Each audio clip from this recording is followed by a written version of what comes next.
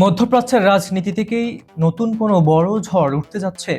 একদিকে ইসরায়েল যুক্তরাষ্ট্র বনাম ইরানের টানা 40 দিনের যুদ্ধ, আর ঠিক সেই মুহূর্তেই সামনে এলো এক বিস্ফোরক তথ্য। দাবি করা হচ্ছে যুদ্ধের মধ্যে গোপনে সংযুক্ত আরব আমিরাত সফর করেছেন ইসরায়েলি প্রধানমন্ত্রী বেনিয়ামিন নেতানিয়াহু। এই সফরকে কেন্দ্র করে আমিরাতকে কঠোর হুঁশিয়ারি দিয়েছে ইরান। কিন্তু এর সত্যতা কতটুকু? কেন এই সফর নিয়ে শুরু হয়েছে পাল্টাপাল্টি বিতর্ক? আজ আমরা জানাবো এই উত্তেজনার পেছনের সব খবরাখবর। ঘটনার সূত্রপাত গত 28 ফেব্রুয়ারি। কোনো উস্কানি ছাড়াই ইরানের যৌথ হামলা চালায় দখলদার ইসরায়েল ও যুক্তরাষ্ট্র।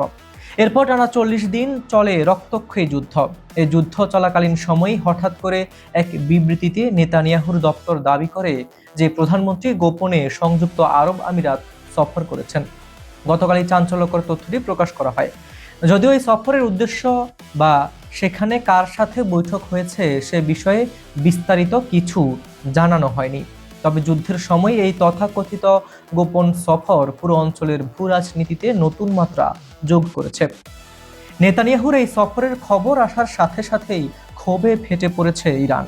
ইরানের পররাষ্ট্রমন্ত্রী আব্বাস আরাঘচি সরাসরি সংযুক্ত আরব আমিরাতকে হুমকি দিয়েছেন।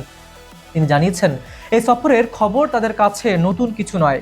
মাইক্রো ব্লগিং সাইট এক্সে তিনি লিখেছেন, নেতানিয়াহু প্রকাশ্যে স্বীকার করেছেন তিনি আমিরাতে গিয়েছেন, কিন্তু ইরানি নিরাপত্তা বাহিনী অনেক আগেই এই খবর তাদের নেতাদের কাছে পৌঁছে দিয়েছিল। ইরানের মহান মানুষদের সাথে শত্রুতা করা একটি বোকার খেলা। ইসরায়েলের সাথে এই গোপন আতাত সম্পূর্ণ ক্ষমতার এবং ক্ষমার অযোগ্য।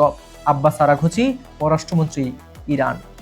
আরাঘচি আরও সতর্ক করেছেন যে ইসরায়েলের সাথে এই ধরনের সম্পর্ক মধ্যপ্রাচ্যে বিভাজন তৈরি করবে এবং যারা এর সাথে জড়িত তাদের বিচার করা হবে। ইরানের দাবি, আমিরাতের সাথে ইসরায়েল ও যুক্তরাষ্ট্রের এই ঘনিষ্ঠতা তাদের জাতীয় নিরাপত্তার জন্য বড় হুমকি। তবে ইসরায়েলের দাবি এবং ইরানের হুমকি উভয়কে প্রত্যাখ্যান করেছে সংযুক্ত আরব আমিরাত। দেশটির পররাষ্ট্র মন্ত্রণালয় এক বিবৃতিতে সরাসরি জানিয়েছে, এমন কোনো সফরের অস্তিত্বই নেই।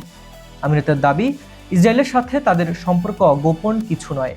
যা কিছু হয় তা প্রকাশ্যে এবং 2020 সালের আব্রাহাম চুক্তির ভিত্তিতেই হয়। কোনো প্রকার লুকানো বা আনুষ্ঠানিক সম্পর্কের কথা তারা পুরোপুরি অস্বীকার করেছে। উল্লেখ্য, 2020 সালে যুক্তরাষ্ট্রের মধ্যস্থতায় আমিরাত, বাহরাইন, মরক্কো ও সুদান ইসরায়েলের সাথে কূটনৈতিক সম্পর্ক স্থাপন করেছিল। যুদ্ধ চলাকালীন সময়ে আমিরাতে হামলা চালিয়েছে ইরান, যার পেছনে মূল কারণ ছিল ইসরায়েলের সাথে তাদের সখ্যতা। এখন নেতানিয়াহুর এই তথাকথিত গোপন সফর কি সত্যি ঘটেছিল, নাকি এটি ইরানের সাথে আমেরিকার দূরত্ব বাড়ানোর কোনো চাল, তা নিয়ে চলছে নানা জল্পনা।